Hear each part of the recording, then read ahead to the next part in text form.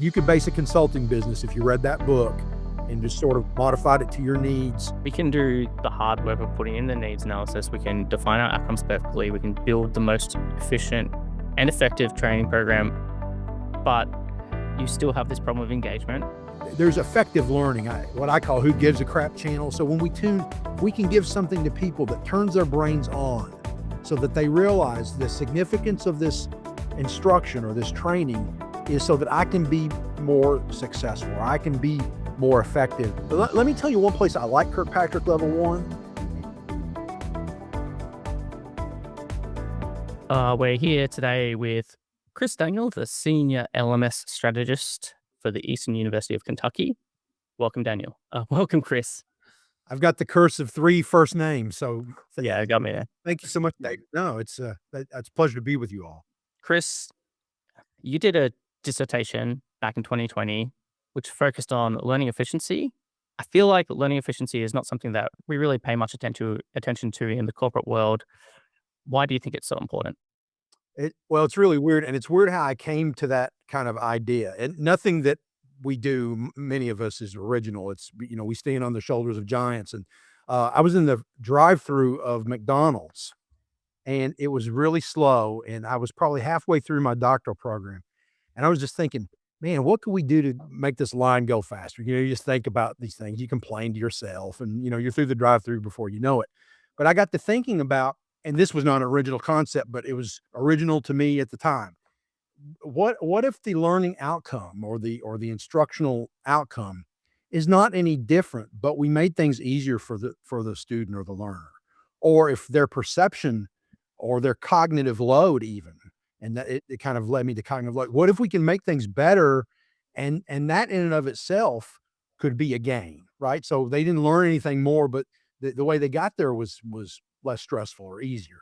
And so that led me to some research from Netherlands about that very topic and how to apply what Fred Poss called an efficiency index. And so it's the idea, it's this nexus of cognitive load, which is that we can measure it now more sort of more effectively, but it's mainly a perceptive goal or a perceptive scale in terms of difficulty to whatever it is we're measuring, a knowledge check or some sort of performance check. And so the higher something is on that index, the more it bodes well for for a learning outcome. Negative, perhaps it was more difficult to arrive at that same outcome. So I got really interested in that, and I use cognitive load, but you could also use time on task. What if it takes Billy 30 minutes to get through a test, and maybe the same test presented a different way he could get through in 15 minutes? What would be, isn't that more efficacious? Isn't that a better outcome? So that was kind of the idea. So you're saying, given you put 2 learners through different types of learning material, if they achieve the same result, obviously you're going to go for the one which is more efficient, right? That's basically the crux of it. Correct, because we do all these novelty things in the name of technology and, progress, and we find so often that, and in fact, Richard Clark did a lot of research on mediation of instruction not having any real impact on the outcome. But we do all these things. We have all these treatments, and they're not any better than text and picture. And that's essentially what I did. I took text and picture, or an expository lesson, and compared that against a narrative simulation lesson. We tell a story. We tell stories to each other all the time. That's not a new concept. Narrative simulation is not new. It's decades old now, but it's a really great thing that I think it should be visited more by people. So we tell a story. The trajectory of the story does not change. Johnny still gets in an ATV accident. He goes through and he doesn't do the right stuff. He doesn't observe safety protocols. He gets in an accident. That story doesn't change, but at key points in the story, the learners ask a question, a multiple choice question typically, and they get really robust feedback based on their answer. It's a great intervention because it requires a lot less work than like a branch scenario type of lesson we might do in Storyline or Rise or some other program, but yet they can get that full narrative, and then you can take that narrative and then do things in the classroom with it. You can talk about the about the story. Case study would work well too, with narrative simulation for business or another field. And so what did you find? You've got the text and images format and the narrative format. No One significant. better. The problem, not really any significant difference. So I think you would look to uh, other reasons for why you might include narrative simulation. Like I think certain disciplines, a story is going to go further. I think probably if we're looking at like vehicle safety or something like that, and that's a more industrial application. Also, an application that is applicable to lots of people. Lots of people drive cars. They might not want to deal with text and picture. You may find something about your learner, some characteristic where we really need a nice, motivating intervention that gets them in tune with what's going on. And so that there may be other reasons that explain the need for using narrative sim. Context is always such an important part when preparing and designing learning for or anybody really. So yeah, I reckon things like narrative simulation work really well for softer skills, people who have customer service situations and scenarios that they need to work with as well, right? And there's no clear outcome, but based upon what narrative you've got and how the conversation is going, it's going to take you in any number of directions. So it's interesting to hear that in your experience, including a narrative or a scenario style of learning has had no difference to. At least in this at least in that study, and at least with the information that we had, and I'd used an ex post facto design due to some IRB issues that we had. So we took data that we captured after we already deployed the lesson. So we didn't use live subjects in that sense. They were going to have to take the training regardless, and so that may have skewed things as well. There's some issues, and my advisor said there's a dissertation you want to do, and then there's a dissertation you actually do, and then my job is to get done. I just wanted to get done with the thing and have something fairly cogent and something I could be proud of, and I did. So, but yeah, I mean, I think it's great, and that's when we want to listen to our subject matter experts. Like they know what might be valid in terms of what modality of training or learning we'd like to deliver to that learner group. Or we may have data that would suggest that yeah, this might be a good method. And then we can always pilot those things. So, you make a lesson. And the nice thing about narrative sim is you can knock that out. You can tell a story with text and picture or a short video very quickly, intersperse the questions in various ways. And you could even do paper and pencil for that matter. So it's I love it when an approach is extensible to different media. So I was interested because a term that we use a lot in corporate world is micro learning, right? And you probably encountered that term. Essentially, it's embracing the idea of reduced amounts of content or more content broken up over short periods of time. And generally, the thought of the use of in corporate world anyway is because they feel like they haven't got the learner's attention for very long. It's nice to hear that there's more research going into this, especially through the index, because it kind of explains some of the fundamental learning principles or what's going on. So it might not necessarily be that somebody doesn't have the attention. It's just that this is just an effective way of doing training. Full stop. Yeah, I think so. And that was there were some giants in the Netherlands. Fred Paas is the inventor of that index, PAAS. I think the perception is reality. Like I do think people, especially in manufacturing contexts, I mean, they're on the floor. If they're not on the floor making things, then the company's losing time and money. And so that's certainly a reality we can't ignore. At the same time, I'm with you. Why not think about it? Would it be worth taking these folks out for half a day and giving them something more robust where they can focus their attention? But you bring up something that I need to tell you all. Some of the giants of our field live in Australia, and I'm sure you probably, at least David may have looked that up. You probably already knew, Andrew, about cognitive load theory and how in New South Wales, the powerhouse for so much of what we do was right there. So it's with John Sweller and Paul Airy. I don't know how you pronounce his name, Paul Aries and Salva Kalyuga. I have trouble with non-American names, so my apologies. And then there's another gentleman too. It's really amazing, and you should get those guys to to talk. I'm sure one of them would speak with you all.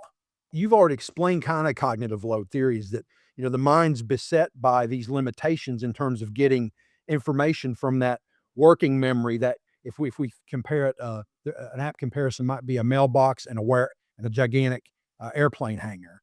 And sort of your working memory is that little mailbox. Only a certain amount can go into that mailbox at a given time. Some people say 3 elements, some people say up to 7 elements.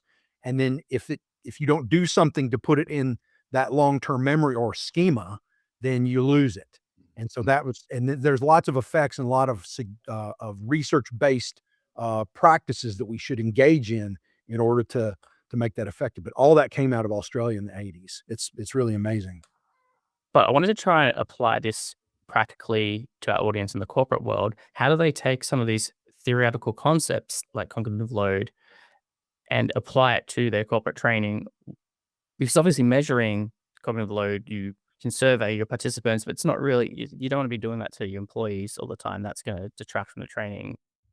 If you really want to measure it, there are 2 perceptive, there may be more now, but there are 2 perceptive measures of that. And one is called the NASA TLEX the NASA Task Load Index. That's been normalized and verified many times over. And they've used it at different scales. So one person did a 100-point scale one time. One person didn't have numbers on the scale, or a researcher, I should say, and just let people mark how difficult something was. But it's a battery of about 10 questions or so. And it asks basically, how hard was this? And how hard did you have to work to learn this? And you could present an instructional intervention and then give the TLEX. There's also Fred Poss's, I believe it's S7. I think he called it S7 or Series 7. And it's a Likert scale, ostensibly, that does something very similar to NASA. But NASA's just more popular. But now they've got eye movement trackers and things that you can scan brain waves with. I know far less about that. We didn't have the money to try any of that when I was going through. So, but yeah, I mean, those are the 2 big objective measures that you would do. The problem is, again, what Andrew's kind of alluding to, we've only got so much time. You want to put them through a 5-minute module to get something so they can work today, and then give them like a 5-minute battery on top of that. A lot of folks aren't willing to do that or able. Is the approach then perhaps to roll out like a pilot program, give them the NASA index tests, and if you see that you're getting good results, you can roll it out without having to continue measuring? Could we scientifically validate those data? I don't know, but that's certainly better than just giving them a smile sheet. And what I mean by that is how much did you like this? And because we do things all the time that we like that aren't good for us. I mean, I'd like to go engage in a really unhealthy meal right now, but I don't. Um, but I think that would be more efficacious, perhaps, than Kirkpatrick Level 1, at least in some contexts. So many organizations do kind of base decisions or some kinds of success measures on that first layer. And we support that and we encourage that because it's better than having nothing, Sure. which often is what they have, and they're just basing it just on a completion, which is it's even more difficult to ascertain the effectiveness of anything. In particular, nowadays, when the effectiveness of training potentially is becoming diluted with the amount of content that is being released so quickly, through another point which we might cover later on in terms of AI. Yeah. Yeah, it's gonna be weird when we'll have these agents on our computers following our every move and being able to not only report on that every move, which is kind of scary and dystopian, but the good side of it is possibly make suggestions. "Oh, I see in this Excel spreadsheet, Mr. Accountant, you're doing something that could be if you did it this way, you'd save a lot more time." That Yeah. could be, it may be annoying to some, but could be very useful. And then of what use is so much of this training when we have agents that can kind of help us along the path, as it were. Let me tell you one place I like Kirkpatrick Level 1, Mm. and because a lot of people are either pro or con. But let's talk about all these compliance trainings that corporations, uh, it's not forced, but they have to do them for legal reasons. I like Kirkpatrick 1 if I'm in a sexual harassment training and it was delivered in a novel way, and it made me feel better about spending that half hour of my time going through the same stuff that I normally go through, and I'm not allowed to click through like I used to be 10 years ago. I have to actually sit there and let the screen do its thing. I like Kirkpatrick One for compliance training. Well, what are your views then? We talked about learning efficiency, moving into learning effectiveness. I think the big thing of evaluating those higher Kirkpatrick levels is just the practicalities of it. Do we need AI agents to be monitoring our every move? I hope not. Well, I've got a couple thoughts. First of all, look into Catherine Sleezer. She did a whole book on needs assessment, needs analysis, and she reframed the question in terms of learning, which is perfectly acceptable in a lot of contexts, but thinking about it more as performance. So a lot of your KPI, if we think about things in terms of performance, are much not easy, but easier to get at than in academia. Are we aligning the stated learning outcomes with the assessments? And then are those assessment first of all, is that linkage, is that alignment linkage valid? And who's going to prove that to us? And then going ahead and trying to measure, based on whatever assessment we said was valid relative to the learning objective. If you follow my meaning. So if we talk about performance, hey, folks aren't producing this widget as fast as they should because we've got 6 years of prior data about this. Well, then let's investigate further. Is it truly a training issue, or is there, we need to distinguish symptoms from causes, basically. So many organizations don't want to do that for a host of reasons. It's very expensive in terms of time to try to get at that. But the companies that do, I really feel like, they're going to get a lot more bang out of that training dollar if they decide to invest. If I understand correctly, to get those higher Kirkpatrick levels of evaluation, you're starting with a benchmark of production or something that's at some capability within the business, which isn't meeting the level that you expect. You deliver the training. Now you go back and see if that's improved. 100%. And I'm not, and some people want to throw out like, well, don't just do surveys. I disagree with that. I think sometimes surveys and just asking the people on the floor or the boss, you can get a lot of good information, but we'd like to have something that is more objective in terms of data if we can get it. A lot of times you can't get it, or I've even heard stories, never seen this, where you'd have instructional designers go out on the floor and just see how things look pre and how they kind of look post, and take some notes, ask some questions there, and you can get a lot that way as well. When looking at Kirkpatrick myself, I've always liked the method of flipping it when embracing it as a methodology. So you're starting with your outcomes and your results first, which is, I think, essentially that's how you're explaining it in some ways, or how I see it in my brain anyway. Thinking about it from the outcome or result first, however that is defined through your objectives. And then based upon that, looking at the behaviors that are going to shift those outcomes that you're looking for, right? So it's like, well, if production's down, if sales are down, if whatever it is, the thing that your outcome is looking for is struggling, what are the people doing differently now than they were doing 6 years ago? What's happened? Why are we doing that? What's the behaviors that people are doing? That's the second layer down after you're looking at your outcomes, right? So you're going, what are these? Why is everything different? And it works well when you have a very passionate or very somebody who, an ID particular, you mentioned the IDs, that role is absolutely, the ID needs to take on the role of the subject matter expert. The ID needs to take on the role of the stakeholder, put themselves in their shoes to be able to understand what's happening in order to be able to get it. So if the ID can do it, it's great. If the ID hasn't got access to it or ability to do it, then it comes back to forming these relationships with these stakeholders to be able to ascertain it and find it, right? Which can be really tricky. These are great comments. You've essentially encapsulated an author named Kathy Moore, Kat Moore. She wrote a very famous book called Map It. You probably have read it. I mean, well, you've read something close because you've basically hit all those points. That let's work backward from that problem. And of course, backward design is a big concept in our field. But and then giving them the key to unlocking whatever performance problem, giving them exactly the training that they need and not 1 minute more, exactly what they need. But then how are all these methods that we need to verify? And it all comes back to relationships, and it comes back to backing. Do we have the backing from those leaders? And a lot of times we do, sometimes we don't. You almost need to overpromise at the beginning that you're going to be able to find the solution to some of their problems, so you get the backing. Because often when it comes down to it, at the end of the day, they care about their training, they care about learning, but they care about outcomes even more. So you've got to really kind of start with those outcomes and promise them, or hope, or explain as to what you're trying to achieve with these outcomes.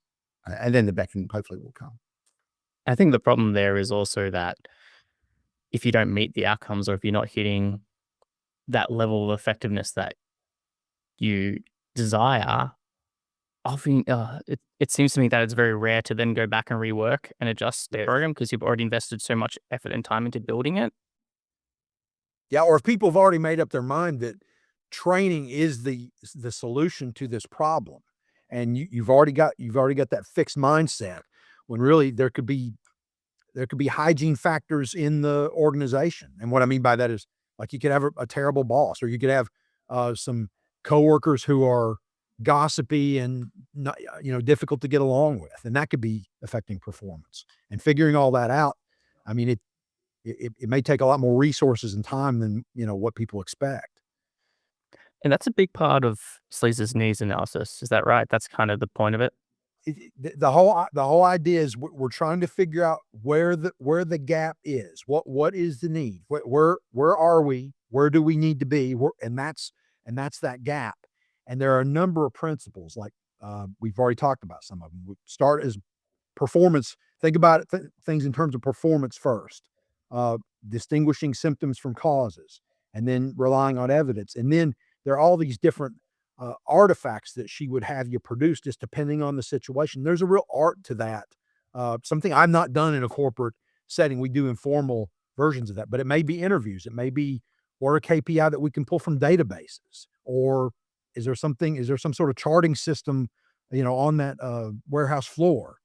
There's direct observation. You can do surveys and questionnaires. You can sort of track a critical incident. What caused this problem in the organization, and try to trace back the steps as to what the cause was, figure out what that cause was, and then make damn sure that it doesn't happen again.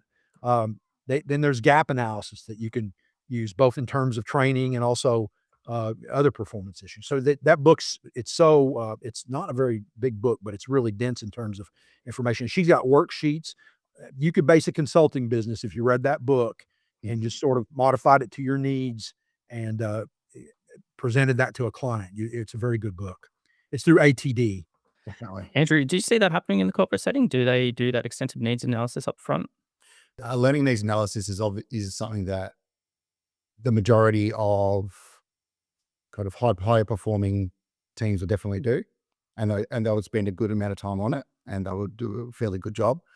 But they're still looking at it from a broader sense. They don't really zero down, I don't think, into some of these outcomes that we're talking about. They're more interested in how they're going to get people to complete the training. Everywhere, particularly with a lot of corporates in Australia, they have a very geographically dispersed audience. So a lot of the time is spent on how we're going to get people to the training, or the training to the people.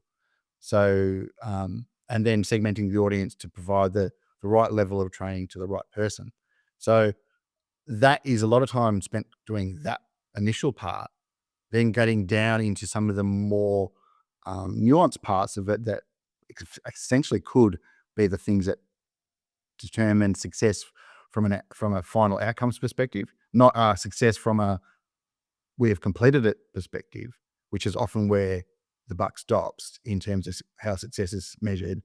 And for a bit of context, Chris, I've worked a lot in really large scale learning development projects for really large scale corporates. So sometimes there is a sort of definitive end to what that is. So it's like, well, we've rolled out this program, we've rolled out the new Pogue software or the new system or the new thing we've done.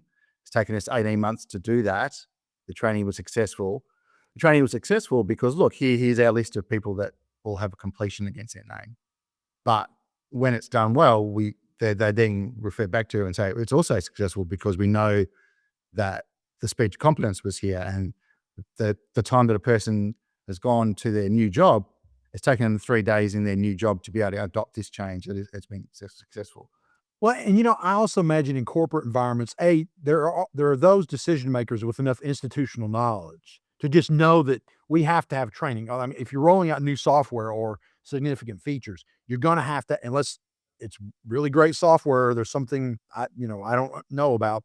Uh, you got to have some kind of training, and Mm. and so you got to trust those decision makers to know that the time is right, and then attendance and completion is crucial.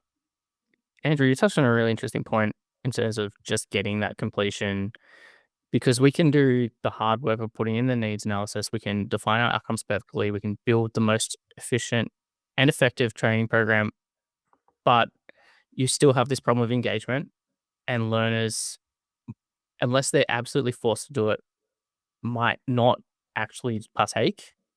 Chris, do you have views on that? How do we tackle that problem? Well, I think it depends on the type of training, but if you have a good culture where uh, people understand that their time is being respected, or at least the organization's making time for that to happen. You've got, I hate to use relationships again, but where you have good relationships, especially with immediate supervisor or your leads in an organization, then I think things tend to flow. I can tell you that the compliance training I've seen, that's where you have to invoke technology that just annoy the hell out of everybody, and send reports to the manager, and ping somebody, once a week, "Hey, you gotta go in here and complete this training." So, I mean, there's a tech side of it that we can use, but really people, when you there's effective learning, AFFECTIVE, effective, and it's what I call who gives a crap channel. So if we can give something to people that turns their brains on so that they realize the significance of this instruction or this training is so that I can be more successful, or I can be more effective at what I'm doing. I can, get along better with the organization. If you can do something, a lot of times a pre-training, have you ever heard of the pre-training principle? You could send out a 30-second video that tells people, "Hey, this is what this training is about. Here's what you're gonna get out of it, and essentially, in 10 seconds, here's what that is." We know that that's efficacious, and, I think it's a good strategy. So I would use that principle, good relationships, and then technology annoyers if we must have that. But primarily culture. It sounds like it's cultural. You just want to build that. I think so. I mean, I know it's a broken record, but that seems to work, at least from my perspective. It's easier when there's a change coming, and for a change, for example, if the pre learner or the pre video is such a good idea because it helps give them their context, right? And so, because we're always dealing with adults and they just want to know that that's relevant to them, and why should I care? Principle. It's like, why should I care? So if they can see that there is something that's happening that is going to make their life better in some way. If you can give them that sense, if it can be done pre or in your very first time that you have them in your training intervention, you're really reinforcing that this is going to be something that is really important to you. Then hopefully that's going to get cut through some of those barriers. But there's a lot to be said about being really good at instructional design as well, and preparing it and designing a course that understands that these people have their barriers, and your design helps overcome that through the flow of the course as well, which is always really important. Absolutely. Give them what they need and not anything else. Don't give them anything, no fluff. That's right. We can't be in 2026 and not ask about AI. Chris, how do you think this is changing things? Have you experienced anything firsthand? Well, your opinion is as good as mine, is as good as anyone else's. What I think I'm seeing are a lot of so-called experts that are trying to inject their opinions and belief systems into the proper use. Of course, in the academic setting, what we're seeing a lot of is plagiarism Mm. and sort of the darker side of things. We're trying to get our heads around how many training wheels do we need on this thing, and what system do we want to offer as a university to our students, faculty, and staff, so that they can use something that's not going to violate privacy rules or other, when you go to some LLM and just put information in there, what happens to it? We don't, I mean, there may be a EULA, but there may not be. I just use it a whole bunch in lots of strange ways, and I think we're gonna see some assistive tools that save instructional designers time. For example, getting through 5 PDFs worth of content. So often a subject matter expert will dump content on us, and we have to quickly and routinely try to separate wheat from chaff, as it were. That doesn't absolve us of having to do that on some level. I tell you how I'm using it a lot. I'll read a book that may be out in the public domain or out in the public. And I'll ask, so I don't have any, my wife's not going to read this book. I don't have anybody that's going to read this book. I'm reading a very short one now by Paul Kircher called Instructional Illusions. Fantastic book. It just came out. But I could put in my thoughts about this book. I can just go write them anywhere. And then I come to an LLM and I say, look, I'm having these thoughts about this book. Here's what the book said. Here's what I think. What am I going to get back? So I have kind of a reading partner, thought partner. I'd like to see more of that type of use of AI. I feel like right now we've got a lot of surface level uses of it, and I'd like for folks to get a little deeper with it. I don't know if I answered your question at all. I think that's up to her. No, that's okay. It's interesting to see the viewpoint. I think probably more as an LMS strategist, are you thinking about incorporating that into the technologies and tools that you make available to students? Right, and our current LMS Canvas, they're a global player. They are currently incorporating certain tools. Right now, they are instructor assistive tools. For example, the AI will analyze a series of discussion posts. So if you have a discussion board post for week 1, you can hit a button and it will summarize what everybody said. I don't think that's particularly novel. It's just we're incorporating it into the LMS, and we're going to see a lot of surface tools like that initially. I hope we can get to a point where we have some sort of intelligent agent that follows a student through the trajectory of their academic career and provides guidance, assistance, and information, not regurgitation of things that they need to uh, actually learn, spend time learning. Have you seen Khan Academy's Conmigo assistant? It's like kind of basically like a virtual tutor. Yes, and one of my colleagues presented on that at a national conference about use of that in higher education. So I'm vaguely familiar with it. It sounds like it might be more in line with your thinking in terms of providing that, as your example with just asking questions about your book, it's providing that extra level of the student extracting information that they can't ordinarily get from static content.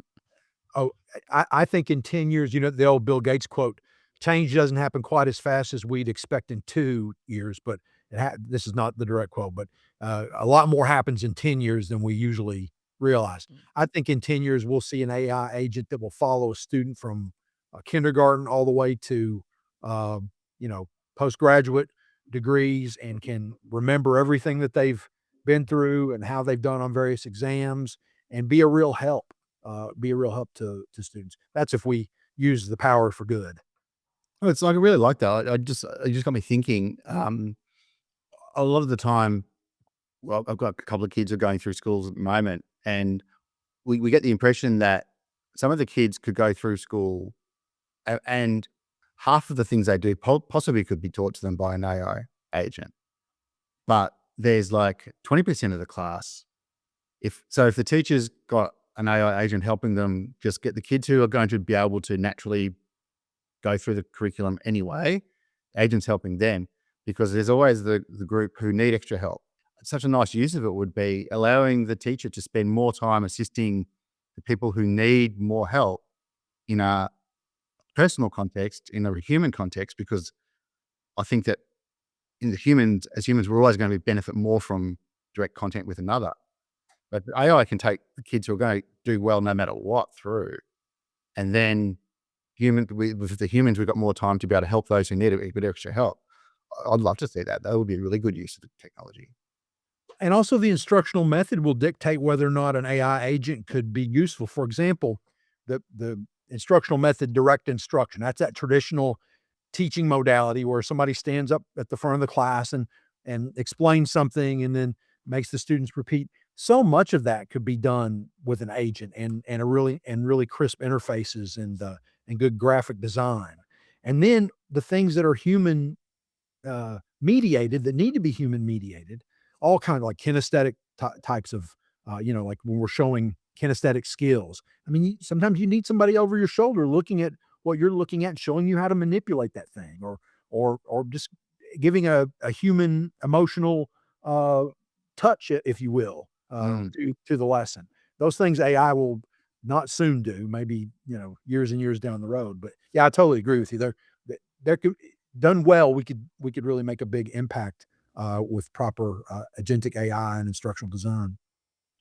Is there anything we need to be worried about? Anything should be concerned about the detrimental effects of AI? Well, I think when we're trying to commoditize this at the expense of humans, and like more is not necessarily better. I mean, there's this great push right now.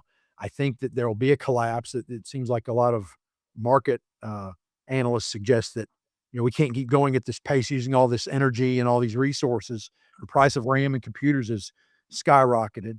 Where's the return? We haven't seen monetary return on that, so there will probably be a collapse. What I've heard suggested is, so you're asking about risk. I think if we want to put uh, all of our human endeavor into this, we're going to leave a lot of people behind. I don't know that that's the right way. Peter Yang is a politician in this country. Was it him? Somebody suggested that wherever AI takes one job, then that company needs to supply the income tax that would have been generated by that human. We've got to give some back to people too if we're going to take away from people. I think that's the big risk, is that people are so worried about making money that we lose, what's valuable about our humanity too. Yeah, I agree. And it's going to have some unforeseen consequence, right? Like, we don't know what that's going to be as yet. We might be seeing some things, but the toll it takes on society and people's mental health, things like that, we just don't know what's going to be yet. So time will tell. All right, Chris, is there anything else you want to share? No, this is really great. I have so many Australia questions. Maybe we can have those another time. I wish I could invite you to Kentucky and experience some of the things that make us unique: horse racing and bourbon and beer cheese and hot browns and rolling hills. There's a lot to love about our state, and I'd like to know a lot more about where you all live too at some point. When you ask about Australia here, it's Outback Steakhouse, which is ridiculous, but that's what your average person will say. And I can actually buy Marmite in town here. I can't buy Vegemite. I checked. Well, Chris, thanks very much for your time. That was incredibly insightful. This has been Impact Champions. Don't forget to like and subscribe, and we'll see you next time.